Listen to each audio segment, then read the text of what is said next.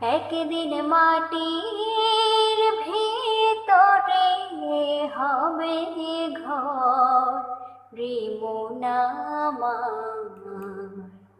কেন বাঁধ দালান ঘর।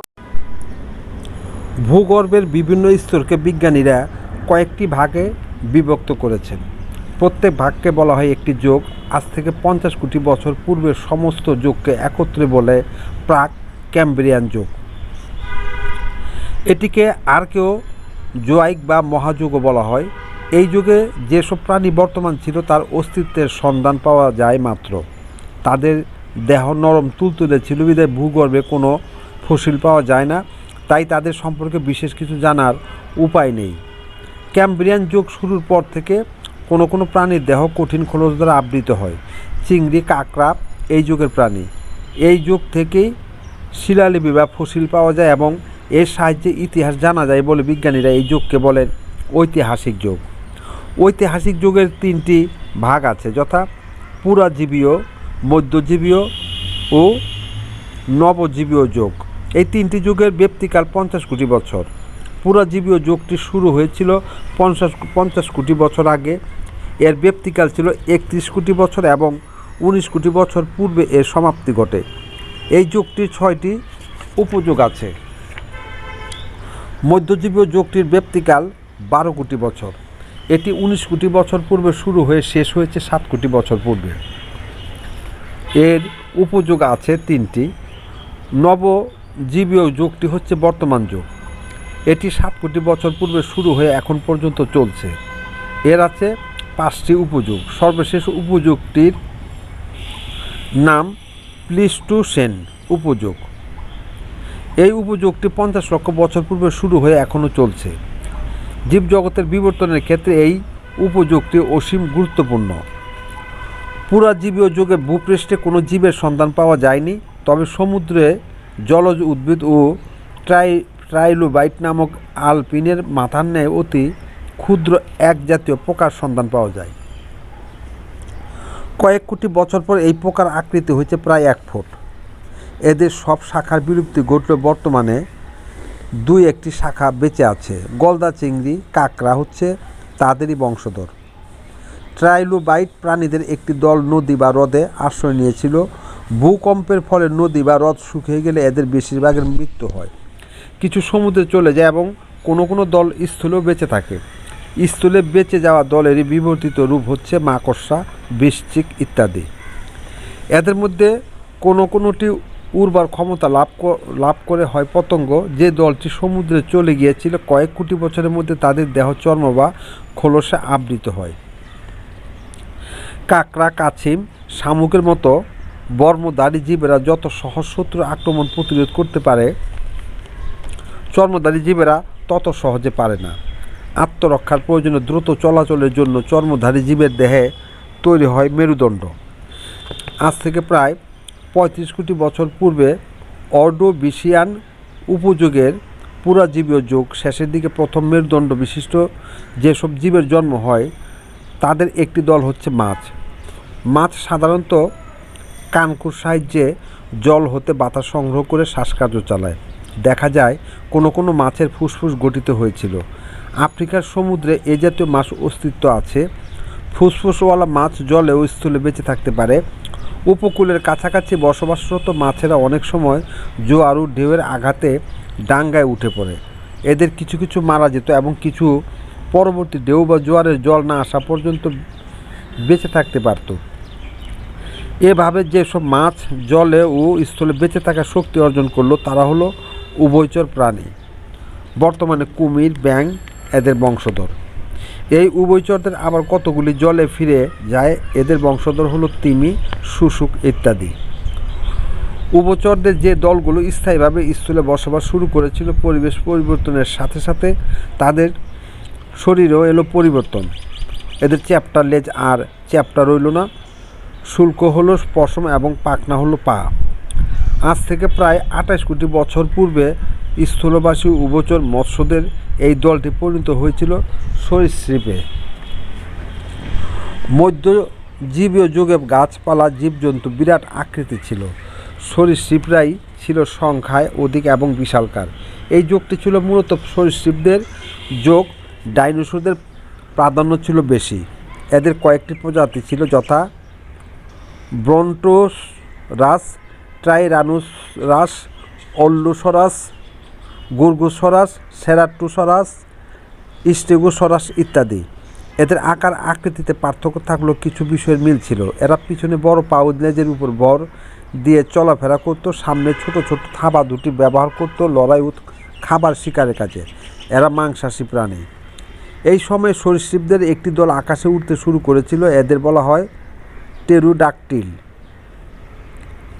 এদের গায়ে পালক ছিল না, ডানা ছিল, চামড়ার, দাঁত ধারালো, মুখ অনেকটা বাদুড়ের ন্যায়। মধ্যযুগীয় যুগের শেষের দিকে এরা এত বিশাল হয়েছিল যে এক ডানার প্রান্ত হতে আরেক ডানার প্রান্তের দৈর্ঘ্য ছিল 25 ফিট। এদেরকে বলা হয় আধুনিক পাখির পূর্বপুরুষ। একই যুগে আবার উড়ন্ত সরীসৃপদের মাঝে রূপান্তর শুরু হয়েছিল। এদের গঠন ছিল পাখি ও সরীসৃপদের মিশ্র রূপ। এ জাতীয় জীবগুলোর নাম আর্কিও পটেরিক্স। এইসব সরীসৃপরা ছিল ডিম্বপ্রসূ জীব। কিন্তু দেখা যায় আজ থেকে প্রায় 15 কোটি বছর পূর্বে ট্রিয়াসিক উপযোগে একদল ক্ষুদ্র ক্ষুদ্র প্রাণী গর্ভধারণ ও বাচ্চা প্রসব করতে শুরু করে। এই সময়টা ছিল স্তন্যপায়ী জীবের আবির্ভাবকাল। স্তন্যপায়ী জীবেরা প্রকৃতি থেকে দুটি সুবিধা পেয়েছিল। প্রথমত, তাদের রক্ত ছিল উষ্ণ। দ্বিতীয়ত, তাদের মধ্যে সন্তান বাৎসল্য ছিল, যা অন্য প্রাণীদের খেতে দেখা যায় না। উষ্ণ রক্তের অধিকারী হওয়ায় স্তন্যপায়ী জীবেরা প্রকৃতির ঋতু পরিবর্তনের সাথে নিজেদের অধিক খাপ খাওয়াতে পেরেছিল। এই ওশেন উপযোগ স্তন্যপায়ী প্রাণীদের বিভিন্ন শাখা ভূপৃষ্ঠের অধিকাংশ অঞ্চল জুড়ে বসবাস শুরু করেছে। আজ থেকে প্রায় 7 কোটি বছর পূর্বে এই যুগটি শুরু হয়েছে। বর্তমান যুগের স্তন্যপায়ী প্রাণীদের তুলনায় সে যুগের স্তন্যপায়ী প্রাণীরা ছিল আকৃতিতে ছোট। বর্তমান যুগের হাতি, গন্ডার, ঘোড়া, শূকর ইত্যাদি প্রাণীদের আদিপুরুষ ছিল ফেনাডোকাস নামে একটি স্তন্যপায়ী জীব। এটি আকৃতিতে শিয়ালের চেয়ে বড় ছিল না। স্তন্যপায়ী অন্য একটি শাখার নাম ছিল ক্রিওডোন্ট। এরা ছিল হিংস্র ও মাংসাশী প্রাণী। কালের পরিক্রমায় এরা আবার দুটি শাখায় বিভক্ত হয়ে পড়ে। এদের এক দলের চেহারা ছিল কুকুরের মতো। এই দলের ক্রমবিবর্তনে নেকড়ে, বাঘ, ভাল্লুক, কুকুর ইত্যাদি প্রাণী জন্ম হয়েছে। অন্য দলের চেহারা ছিল বিড়াল আকৃতির। এদের ক্রমবিবর্তনে বাঘ, সিংহ, বিড়াল ইত্যাদি প্রাণীর আবির্ভাব হয়েছে। স্তন্যপায়ীদের মধ্যে এক প্রকার ক্ষুদ্র ক্ষুদ্র প্রাণী ছিল। এরা গাছে চড়তে পারত ও ডালে ডালে বিচরণ করত। নবজীবীয় যুগের প্রথম পর্বের সব স্তন্যপায়ী প্রাণী আজ আর বেঁচে নেই। এদের কোনো কোনো দল বিলুপ্ত হয়ে গিয়েছে, আবার কোনো কোনো নতুন দলের আবির্ভাব হয়েছে। এরা বর্তমান পর্যায়ে আসতে 7 কোটি বছর লেগেছে। বনে জঙ্গলে যেসব প্রাণী মাটিতে চলাফেরা করে তাদের দৃষ্টিশক্তির চেয়ে ঘ্রাণশক্তি তীব্র। ঝোপ জঙ্গলের বাধাজনিত কারণে তাদের দৃষ্টিশক্তি তেমন কাজে লাগে না, তাই তাদের ঘ্রাণেন্দ্রিয়কে অধিক কাজে লাগাতে হয়েছিল। কিন্তু যেসব প্রাণী বৃক্ষচারী ছিল তাদের ঘ্রাণশক্তি তেমন কাজে আসেনি। তাদের প্রয়োজন ছিল প্রখর দৃষ্টিশক্তি। এক ডাল থেকে অন্য ডালে লাফিয়ে যাওয়ার জন্য প্রয়োজন লক্ষ্যবস্তুর দূরত্ব ও অবস্থান সঠিকভাবে নির্ণয় করা, অন্যথায় জীবন বিপন্ন হতে পারে। সুতরাং এই প্রয়োজন ও চর্চা থেকে বৃক্ষচারী জীবদের দৃষ্টিশক্তি উন্নততর হয় এবং চোখ ও অক্ষিগোলকের অবস্থান পরিবর্তিত হয়। অন্যান্য প্রাণীরা 2 চোখে একটি বস্তু দুটি ছবি দেখে, কিন্তু বৃক্ষচারী প্রাণীদের চক্ষুর অবস্থান পরিবর্তন হওয়ার কারণে তারা দেখে একটি। এতে লক্ষ্যভ্রষ্ট হওয়ার সম্ভাবনা কম থাকে। বৃক্ষচারী প্রাণীদের এক ডাল থেকে অন্য ডালে লাফিয়ে যাওয়ার জন্য সামনের পা দুটিকে ব্যবহার করতে হয় ধরার কাজে। এতে এই পা দুটি হলো থাবা। এরা আরও কয়েকটি বিষয়ে অভিজ্ঞতা লাভ করেছিল, যেমন বৃক্ষের ডালে ডালে লাফালাফি করতে হলে প্রতি মুহূর্তে কর্তব্য নির্ধারণ করতে হয়। লক্ষ্য স্থির করার জন্য দ্রুত মস্তিষ্ক চালনা করতে করতে ধীরে ধীরে তাদের মস্তিষ্ক বড় হচ্ছিল। অভিজ্ঞতা বৃদ্ধির সাথে সাথে পিছনের 2 পায়ে ভর দিয়ে হাঁটার অভ্যাস গড়ে উঠেছিল এবং থাবা দুটি ব্যবহার করতে শুরু করলো আক্রমণ ও আত্মরক্ষার কাজে। 2 পায়ে চলার ফলে এরা কিছু সুবিধা পেয়েছিল, যেমন আত্মরক্ষার জন্য থাবা দিয়ে লাঠি বা ডালপালা ব্যবহার করা উত্তম এবং মুখ দিয়ে চেটে খাবার খাওয়ার চেয়ে থাবা দিয়ে খাবার গ্রহণের সুবিধা অনেক। এরূপ সুবিধা পেয়ে একদল বৃক্ষচারী জীব দ্বিপদ হয়ে উঠল এবং তাদের থাবা দুটি হাতে পরিণত হলো। যেসব চতুষ্পদ জন্তু খাবার গ্রহণের জন্য থাবা ব্যবহার করে না তাদের মুখমণ্ডল হয় লম্বাটে, যথা শিয়াল, কুকুর, গরু, ঘোড়া ইত্যাদি। আর যেসব প্রাণী খাবার গ্রহণের জন্য থাবা ব্যবহার করে তাদের মুখমণ্ডল হয় প্রায় গোলাকৃতির, যথা বাঘ, সিংহ, বিড়াল ইত্যাদি। দ্বিপদ জন্তুরা খাবার গ্রহণ ও মশা মাছি তাড়াবার কাজে হাতের ব্যবহার করতে থাকলে তাদের মুখমণ্ডল হতে থাকে গোল এবং লেজের ব্যবহার না হওয়াতে লেজটি হতে থাকে ছোট। কালক্রমে এদের মেরুদণ্ডের শেষ প্রান্তে সামান্য একটু নমুনা ছাড়া লেজের আর চিহ্ন থাকলো না।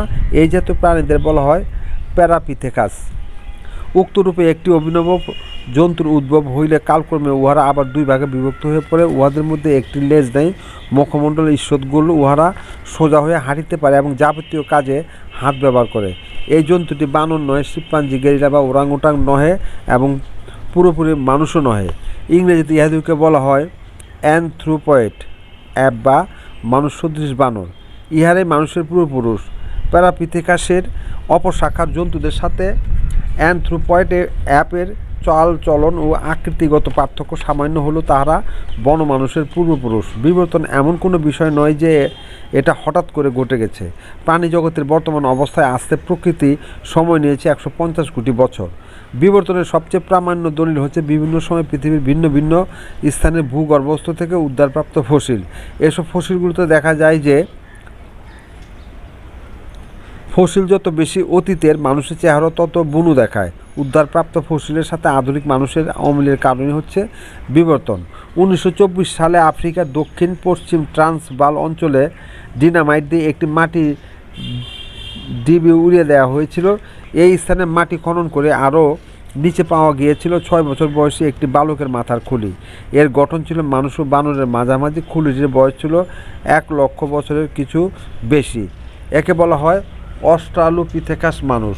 1936 সালে জোহান্সবার্গের কাছাকাছি স্থানে মাটি খনন করে আরেকটি পূর্ণবয়স্ক মানুষের মাথার খুলেও কিছু হাড়গোড় পাওয়া গিয়েছিল। এটির গঠন ছিল মানুষ ও বানরের মাঝামাঝি এবং অস্ট্রালোপিথেকাসের সমবয়সী ও সগোত্র।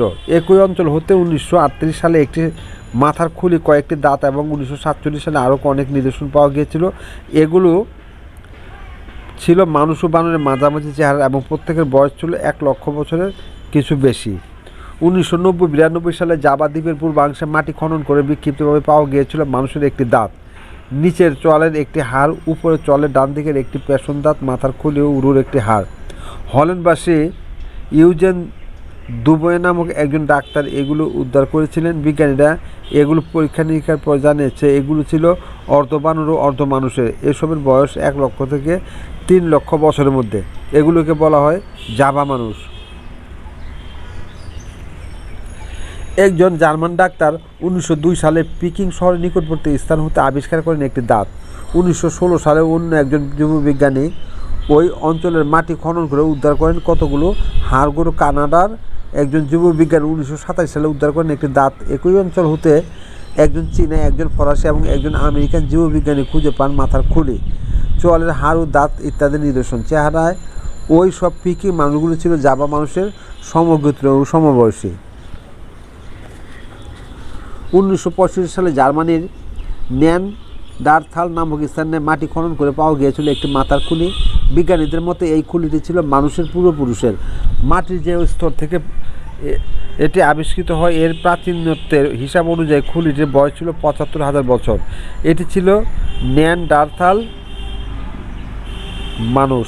1908 সালে ফ্রান্সের সাপেন ও সে নামক গ্রামের কাছে একটি গুহা হতে পাওয়া গিয়েছিল একটি আস্ত কঙ্কাল। এটি ছিল একটি মানুষের কঙ্কাল এবং তা নেয়ানডারথাল মানুষের সমবয়সী সমগোত্রীয়। এই কঙ্কালটি হতে মানুষের একটি নিখুঁত ছবি পাওয়া যায়। এই মানুষটির মুন্ড ছিল প্রকাণ্ড, ধর ছোট, 5 ফুট 3 ইঞ্চির মতো উচ্চতা। এটি 2 পায়ে ভর দিয়ে খাড়া হয়ে দাঁড়াতে পারে, কিন্তু শরীর মাথা সামনের দিকে নুয়ে পড়ে এবং একটু বেঁকে যায়, হাঁটু একটু বেঁকে যায়। শরীরের তুলনায় মুখ বড় এবং মাথায় খুলি চ্যাপ্টায়। এটিতে বানরের চেয়ে মানুষের আদলটাই বেশি। 1868 সালে ফ্রান্সের দূরদঞ্চন অঞ্চল থেকে মানুষের 5টি পূর্ণাবয়ব কঙ্কাল আবিষ্কৃত হয়। এগুলোর উচ্চতা ছিল 5 ফুট 11 ইঞ্চি থেকে 6 ফুট 1 ইঞ্চির মধ্যে। এদের মাথা ছিল লম্বা, মুখ থ্যাবড়া, পেশিবুল প্রত্যঙ্গ, চোয়াল ছিল উঁচু, চেহারার দিক দিয়ে পুরোপুরি আধুনিক মানুষ কঙ্কালগুলোর বয়স ছিল মাত্র 30,000 বছর। এগুলোকে বলা হয় ক্রোমাঙ্গ মানুষ। বিজ্ঞানীরা বলেন পৃথিবীতে প্রাণীর উদ্ভব হয়েছে 150 কোটি বছর পূর্বে, কিন্তু মানুষের আধুনিক রূপ গঠিত হয়েছে মাত্র 30,000 বছর আগে। ধন্যবাদ সবাইকে।